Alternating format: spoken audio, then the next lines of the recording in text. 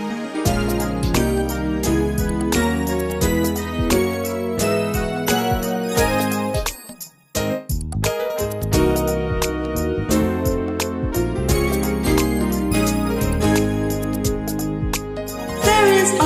something good going on in Miss Pat's neighborhood.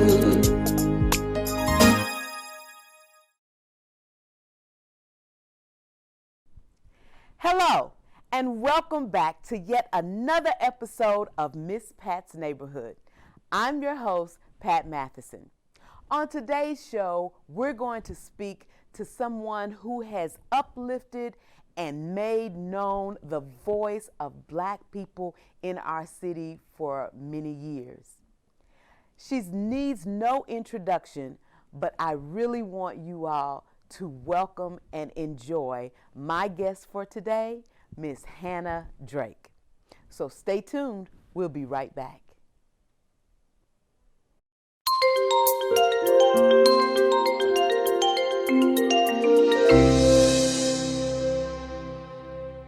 Hi, my name is Dr. Crystal Narcisse. I practice internal medicine and pediatrics with Norton Healthcare, and I'm also the co-director for community outreach. We're here today to debunk a few things about women's health. Hello, my name is Lucretia Sewell, and I'm a women's health nurse practitioner. I'm here along with Dr. Narcisse today. So we have a jar here that we're going to get started with to talk about some of the myths that are out there. This myth is bras cause breast cancer.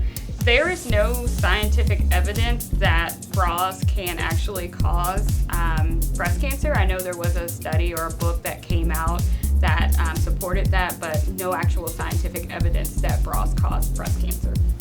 My provider doesn't want to know about my personal life. That is not true. I have a lot of patients who come to see me for their blood pressure, for their diabetes, and they have things that are going on. Sometimes they're depressed or anxious, and that actually affects your health. So I do want to know about your personal life. This myth says period pain is normal, even if it is debilitating. That is not actually true. There could be underlying conditions such as endometriosis that may need to be explored, or just other conditions such as ovarian cyst or just other conditions that could be causing this to occur. So debilitating pain with your periods is not actually normal. You definitely want to talk to your provider and be evaluated. Routine checkups are unnecessary. Totally not true. I'm a firm believer in getting your physical every year. A lot of times I will find something that a patient doesn't even know that they have. A lot of times you can have high blood pressure and not know that you have it, or have diabetes and not know that you have it. So it's always good to see your doctor once a year. This myth is if I don't have symptoms, I don't have an STD. That is absolutely false. You can totally have an STD and be asymptomatic, or without symptoms. So it is very important that you get screened routinely, especially if you're 25 and under or you're engaging in high-risk sexual activity. As women, we have to make sure that we take care of ourselves as well as our families. There are a lot of people out there who don't have a primary care provider. It's very important that you have one, and to develop a good relationship with that primary care provider. You also want to ensure that you have a specialist that can, such as a women's health nurse practitioner or OBGYN, or just a healthcare provider that specializes in your needs.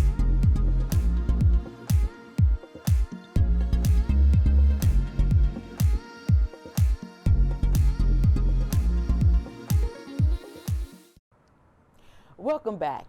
I'm sure you've heard of the name of my next guest, unless you've lived under a rock for the last couple of years. I am happy to have with me my dear friend, Hannah Drake.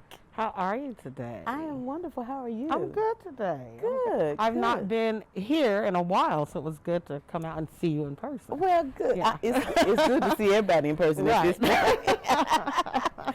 Thank you so much for joining me. I wanted to definitely bring you on because I think one of my purposes is to highlight the talent in Louisville. I always tell people, don't sleep on my city. Right. Because, right. you know, we got some amazing talent. Yeah. But not only are you a talented and gifted artist, you also are a businesswoman. Yes. And yes. you are an author. Yeah. And so I wanted everyone to know all that is Hannah Drake. So I want you to talk to the viewers about some of the things that you've got going on. Well, I recently finished 2 books. I have 11 books, so a lot of people don't know that, but 11. I have 11 books, and one of my best-selling books was, I write commentary on race, politics, and feminism, which is certainly needed in today's world. So if I'm not writing, I'm speaking somewhere. Yeah.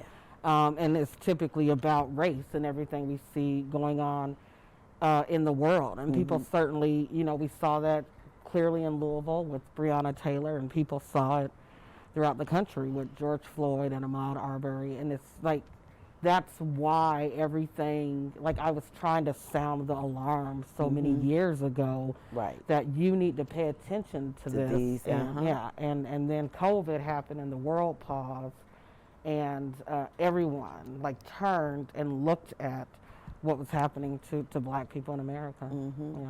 Which it was a wonderful thing. I mean, I think that, COVID definitely took us by surprise and shook up some stuff, but it also revealed a lot about who we are as a country. Yeah, it really did. When we look at other countries and we look at our response here in the United States, like COVID just put this big spotlight on all of these disparities, and you couldn't like hide it anymore. And there was no like, like I gotta take the kids to practice, or I gotta go hang out after work, or I gotta go do.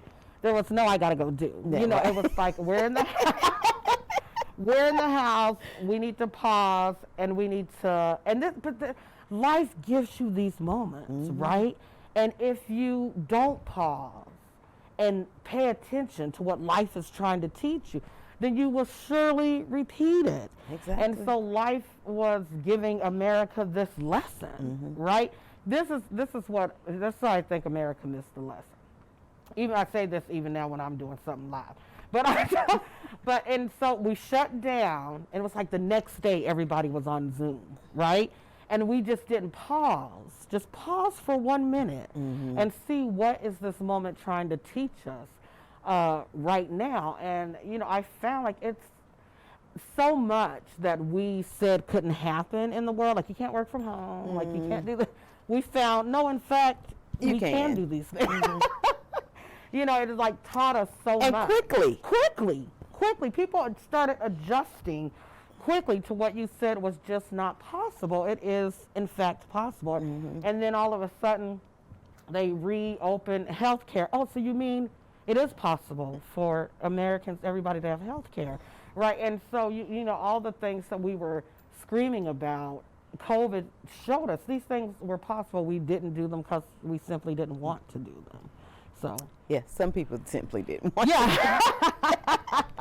Yeah, and and I appreciate you using your artistry to be the voice for the voiceless. Because there are some people, I don't care what happens, they're not going to say anything. It's just they're just going to get along, go along to get along. But I appreciate you sounding the alarm. When the I think back to when the protest first began, and how, I had to sit back and figure out, how do I fit in this? I'm not, but anytime someone asks me, because I know my gift, and we have to all recognize our gift. My gift is a soothing. It's a calming to bring some sort of comfort. And so, whenever they called, I was glad to go and sing, just to, kind of ease the minds. I think gospel music has a definite healing property. It was needed. And I remember when we were down, when David McAtee was killed, and the tension on that block, and you knew if something doesn't happen, this is going to go bad. Go left real fast. This is going to go bad for a lot of people. And so you have the protesters, and they're shouting, and then you have the police line. And then beyond the police line is David McAtee. And I get a phone call like, Hannah, you need to get down here quickly. And Sadiqa says, I have Pat's on the way. You know? Yeah, and it was so funny because Sadiqa had called me that morning and asked me to go sing at Judge Edwards' mom's funeral. So I was at the funeral, and then as soon as I got out, she's texting me. She's like, I need you to get down here. Yeah. And I hadn't seen the news, so I didn't know what was going on. Yeah. But yeah, it was very, like, the word you used, tense, was a good word. Yeah. But I just think that, we need people in our community that everybody has a role. We just all need to identify what our role is, and we need to stay in that lane. And whatever it is, we all have different gifts, and so you operate in that. And I remember that day you started saying, I think you sung, did you sing Amazing Grace? Amazing Grace. Amazing Grace. And to hear the crowd be silent and give this family the opportunity to go pay their respect as much as they could while their loved one is deceased outside, and to hear this hush come over the crowd, who was rightly angry, and you started singing, and I've never seen anything, and it seems surreal when you're in it. Yeah. But I had never seen anything like that. But that's just you operating in your gift at that time. And even with the protests, with COVID, I tell everybody has a role. Everybody, and everybody is not going to be out front.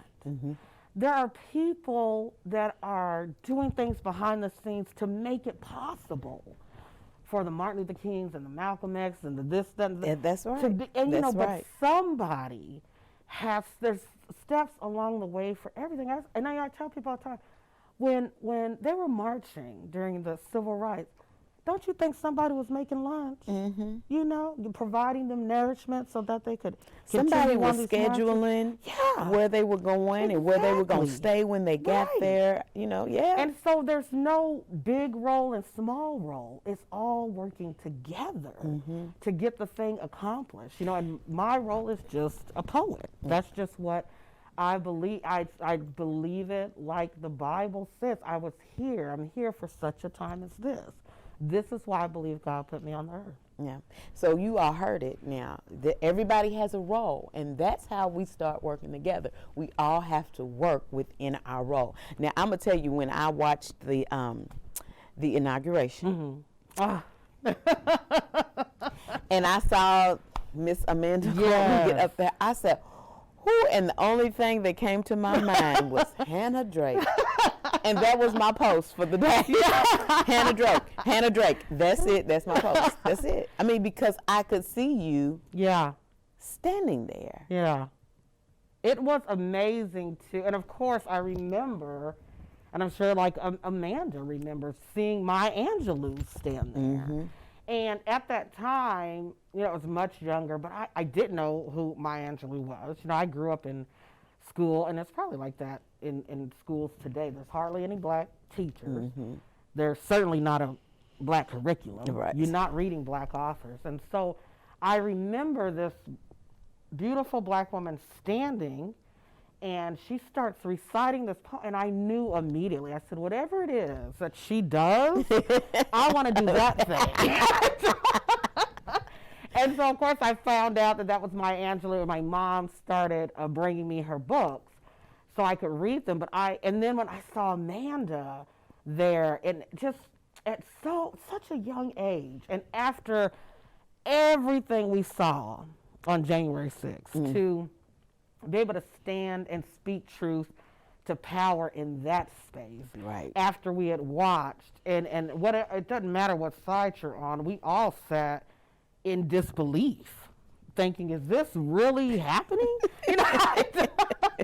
In America, like, this is really, and then, and we knew the contrast of us protesting. I protested downtown in Louisville, and I was tear gassed and running, and you can't stand on the sidewalk, you can't be here, you can't do that. And so it was just all this fight just to say, stop killing us. And then to watch this contrast, I thought, if people never wanted to believe in racism or disparities or privilege, watch that. Because everybody inherently knew, whether you wanted to admit it Or not. Or not. That's that it. that would have never happened. Black people would have never even made it to the steps. You know, You wasn't coming on the you ground. wasn't even coming on the ground. That would have never happened. You know, I remember here when we had a protest for a rally for Breonna Taylor at our Capitol. They shut the Capitol down that day, sent everybody home. You know, and we certainly weren't carrying weapons and trying to break into the building. You know, We just wanted to be heard. We just want to be heard. We have water bottles and we're trying to, you know, but they closed the Capitol and shut it down, sent everyone home because there is, and that's something America needs to face. There is this inherent fear when black people gather, which is why they used to, you know, black people, before it was a law that you couldn't not be in gather. groups, you couldn't gather. And there's this fear that when black people come together, something, you know, nefarious is going to happen, you know, and that's not the case. Oftentimes, when black people are gathering and demanding things, it's justice. You know, we're not trying to overturn the government. Right. We just We a want justice. fair share. Yeah. Yeah, so. Okay, so tell me about the latest book. The latest book, these are Yes. 2 of my books. Now this one, it's, I love this. This is my best-selling book ever.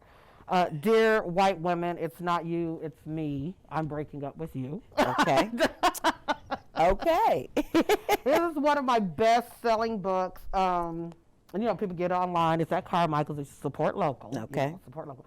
But and it's commentaries on white feminism and being an ally and intersectionality.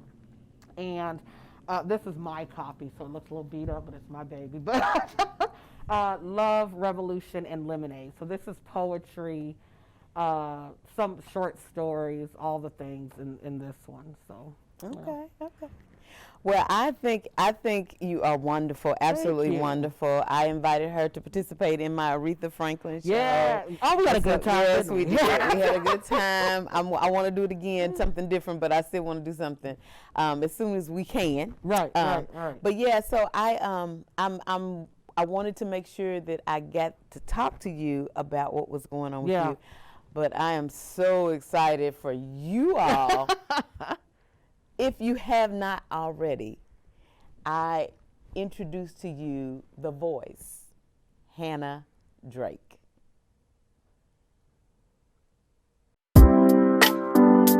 Hi, I'm Dr. Giovanni Rondo, host of Healthy Mind, Body, and Spirit. Welcome to Season 2, where we have numerous topics that we'll be talking about this year, including stress, COVID-19 vaccines, depression, high blood pressure, diabetes, and numerous other topics that are pertinent for us, the African American community here in the Kentuckiana area. Be sure to join us every week right here or on demand at ssclivetv.com. SSC Live TV. It's TV our way.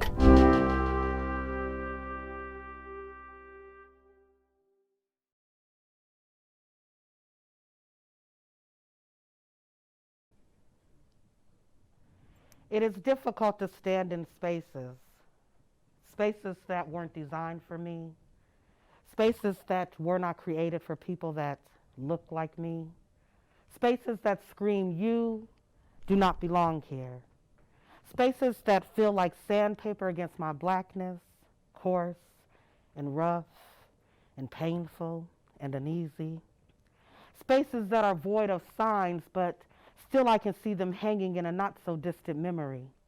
Signs that separated water fountains and restaurants, blatantly reminding people that these spaces were not made for them. And although the signs no longer remain, the architecture and atmosphere is constructed in such a way that I know and we know that these are not our spaces. We are simply standing in borrowed time to entertain the master's masses. It is difficult to stand in these spaces and be me, fully me. Code switching my vernacular to make you feel comfortable. Why must my life dress itself up in discomfort for you to feel at ease?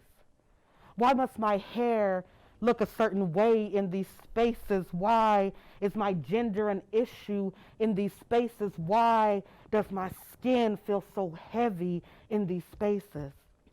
You see, these are spaces I no longer want to reside in. I do not enjoy being in these spaces. I no longer want to subject myself to these spaces, but then I am reminded.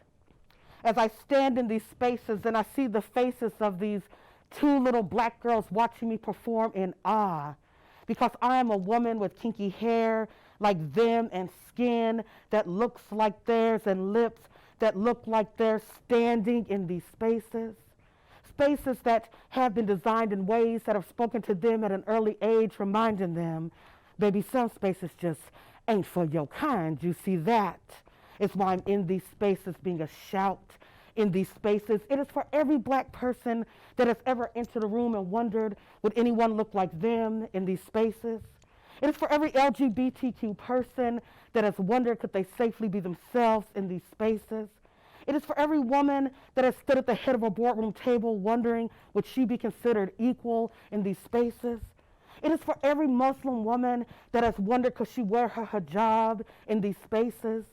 You see, I remember those that stood in spaces not made for them, that marched on roads not paved for them, that sat down on seats in buses not earmarked for them, that sat down at counters and endured the humiliation of sitting in spaces so that one day I too could stand in these spaces. You see, that is why I'm in these spaces. It is for everyone that came before me, that sipped water at the colored only fountain, that marched into integrated rooms and knew they would be just one of 9. It is for every black performer that stood on stages so that one day little black kids could know that they too could stand on stages. It is for my mother, that stood in the space of a cotton field picking cotton for 80 cents a day. It is for everyone that will come after me, for them to know that they have a right to be in these spaces, to have a seat at the table in these spaces, to have a voice in these spaces, to have influence in these spaces. You see, that is why I stand in these spaces even when it makes me uncomfortable. And now some of you sit looking at me, and now you feel uncomfortable. But today you have heard me. You cannot unsee me. In this space, I belong. In this space, we are here, and we belong here in this space.